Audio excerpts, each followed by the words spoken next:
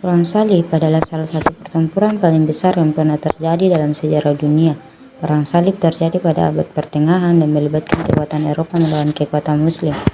Gereja Katolik Roma menjadi pihak yang memperkasa, mendukung, dan mengarahkan terjadinya kampanye militer selama hampir 2 abad ini. Tujuan utama Perang Salib adalah untuk merebut Yerusalem dan Tanah Suci, Palestina, Israel, sebagai Lebanon Yordania dari tangan umat Islam. Selain itu, perang ini juga disebabkan oleh beberapa faktor lain, seperti agama, politik, dan sosial ekonomi. Pertempuran ini disebut Perang Salib karena ekspedisi militer dari Eropa menggunakan tanda salib pada bahu, lencana, ataupun panji-panji mereka sebagai simbol yang menunjukkan bahwa peperangan yang dilakukan adalah perang suci. Perang Salib berakhir ketika iklim politik dan agama di Eropa berubah secara signifikan selama masa Renaissance. Gagasan untuk menjalankan peperangan demi membela kepercayaan agama merupakan idealisme keagamaan yang tersusun menjadi satu. Meskipun demikian, berbagai kecenderungan juga mendapat tempat yang layak dalam tujuan Perang Salib untuk menguasai kembali tempat suci Yerusalem dengan cara-cara militer.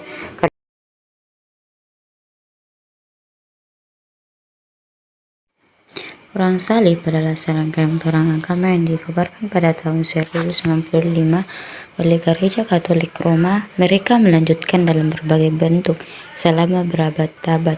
Perang Salib yang paling terkenal terjadi antara 1095 dan 1091 di Timur Dekat, di mana tentara Kristen Eropa berusaha untuk merebut kembali kota Yerusalem dari kekuasaan Islam. Timur Dekat adalah istilah yang sering digunakan arkeolog dan sejarawan untuk merujuk kepada kawasan Lebanon atau Syam, Palestina, jalur Gaza, Lebanon, Suriah, tepi barat Yordania. Ada perang salib lainnya melawan Muslim di Liberia dan melawan kaum pagan dan sesama Kristen di Eropa yang dianggap sesat oleh Gereja Katolik. Setelah perang salib pertama 1095 sampai 1099 dihancurkan oleh Paus Urbanus, sebagian besar tanah suci diduduki oleh negara-negara tentara salib Eropa serta perintah militer seperti Kastaria Tempelar. Pada akhir abad ke-18, Perang Salib telah berakhir, meninggalkan Eropa dan Timur Dekat selamanya berubah. Pada periode pertama, seruan Perang Salib yang menguncang dunia ini merupakan hasil kerja keras Paus Urbanus dalam kampanye di kalangan keuskupan agung. Di samping itu, didukung oleh kampanye yang sama di kalangan masyarakat luas yang dilakukan oleh seorang penginjil bersama Patres Amin. Patres Amin sangat gencar dan aktif melakukan kampanye dan boleh dikatakan kampanyenya sukses mengunggah emosi keagamaan masyarakat Eropa. Hasil kerja keras dari dua juru kampanye Jurkam Perang Salib, yaitu Paus Urbanus dan Patres Amin, maka dimulai pada tahun 1096, tepatnya musim semi. Berkumpullah sebanyak tentara Eropa yang sebagian besar berasal dari Perancis dan Normania. Pasukan Perang Salib ini berkumpul di Konstantinopel dalam perjalanan mereka menuju Palestina melalui Asia Kecil. Namun sangat disayangkan pasukan sebanyak ini tidak dapat menjalankan tugasnya dengan baik. Mereka banyak melakukan perbuatan brutal, perampokan, mabuk-mabukan, dan persinahan pada tempat-tempat yang mereka lalui. Tindakan pasukan salib ini menyebabkan kemarahan bangsa Bulgaria dan Hongaria yang segera memberikan serangan hingga pasukan salib berantakan dan sisanya dihadapi langsung oleh pasukan Bani Saljuk. Pada perang pertama ini, rombongan tentara salib seluruhnya binasa sebelum mereka dapat membebaskan Baitul Maqdis. Reputasi pasukan salib pertama ini mendatangkan mereka tidak dibekali pengetahuan strategi perang dan etika perang. Dalam hal ini, nampaknya Paus Urbanus dan Patres Amin hanya membekali pasukan salib tersebut dengan kebencian dan dendam terhadap umat Islam.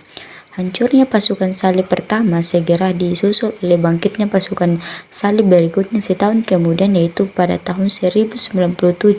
Kali ini tentara salib menyeberang Selat Bosur, memasuki Asia Kecil dan memblokade kota Nistia selama sebulan. Kota ini dikepung sampai akhirnya dapat ditaklukkan pada tanggal 18 Juni 1097 Masehi. Setahun kemudian pasukan salib dapat melampungkan Raha, Edessa, Syria Utara hingga Antokia.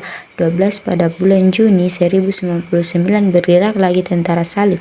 melanjutkan perubahannya. Kali ini sasaran mereka adalah Baitul Maqdis. Selama kurang lebih 1 bulan mereka mengepung kota suci ini. Akhirnya mereka berhasil menguasainya tepat pada tanggal 15 Juni 1099 Masehi. 13 di kota ini mereka bertindak kejam, melakukan pembantaian bukan saja terhadap umat Islam tetapi juga terhadap orang-orang Yahudi Nasrani setempat yang tidak mau bekerja sama dengan mereka.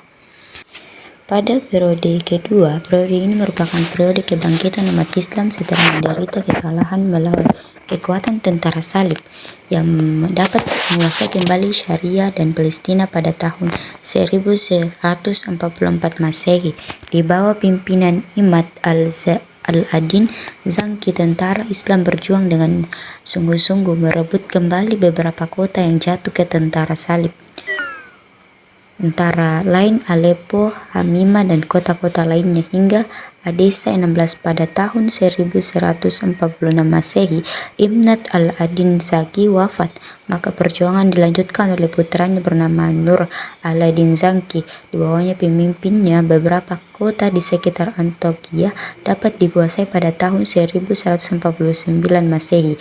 2 tahun kemudian pasukan Islam merebut kembali kota di sekitar Edessa dan bahkan tentara Islam sempat menangkap Emir Edessa selanjutnya pada tahun 1164 Masehi. Nur al-Adin Zaki berhasil menaklukkan kota Antokia dan menjadara Amir Bahemot dan sekutunya. Kedua dibebaskan setelah membayar tebusan dalam jumlah besar. Peperangan dilanjutkan dengan mengarahkan tentara Islam untuk membebaskan Mesir dalam tahun 1196 Masehi. Jatuhnya daerah-daerah kekuasaan tentara Kristiani ke tangan umat Islam memancing emosi tentara salib untuk mengobarkan perang salib berikutnya. Akan tetapi, gerakan mereka mendapat perlawanan sangat sengit dari pasukan Nur al-Din Zaki. Nasib pemimpin tentara salib Leopold dan Konrad melarikan diri dari pulang ke negerinya 18 tahun 1104 Masehi. Pasukan Islam bergabung atas wafatnya pemimpin tentara Islam terbaik Nur al-Din Zaki. Selanjutnya pimpinan perang dipegang oleh Salah al-Din Ayyubi, seorang pendiri dinasti Ayyubiyah di Mesir. Di bawah pemimpinnya tentara Islam. Pada periode ketiga, skala prioritas pasukan salib pada periode ini adalah menguasai Mesir berdasarkan pertimbangan ekonomi, bahwa jika Mesir dapat dikuasai, mereka dapat memperoleh keuntungan besar dalam peperangan. Sebab dari Mesir akan terbuka kesempatan untuk memasuki Laut Merah dan mengembangkan perdagangan ke Hindia dan Kepulauan Hindia sebelah timur, sekarang Indonesia. Beberapa tahun setelah pasukan salib berhasil menduduki Konstantinopel pada tahun 1218 Masehi, mereka menyerang Mesir tetapi tidak berhasil dan hanya dapat menguasai kota Dimyat sebagai pintu gerbang strategi untuk memasuki Mesir. Dalam tahun 1229 Masehi, pimpinan tentara salib mengadakan perundingan damai dengan Malik al-Kamil, penguasa Mesir dari dinasti Ayyubiyah.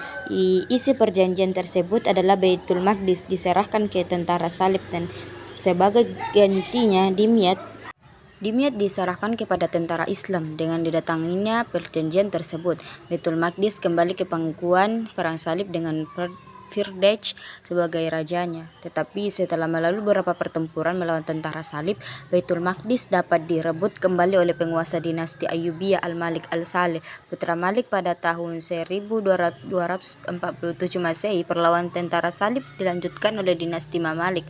Pada tahun 1263 Masehi, Al-Malik Al-Zahir Baybars berhasil menaklukkan kota-kota Caesarea dan Akka.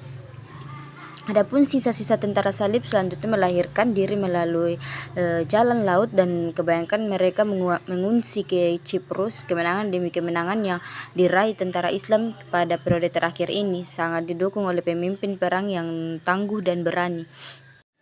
Akibat perang salib menimbulkan beberapa akibat penting dalam sejarah dunia.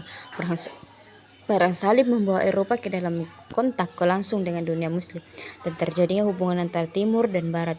Keuntungan perang salib bagi Eropa adalah menambah lapangan perdagangan, mempelajari kesenian dan penemuan penting seperti kompas. pelaut, kincir angin, dan sebagian dari orang Islam. Mereka juga dapat mengetahui cara bertani yang maju dan mempelajari kehidupan industri timur yang lebih berkembang. Orang Barat mulai menyadari kebutuhan dan barang-barang timur dengan karena kepentingan ini perdagangan antara menjadi lebih berkembang.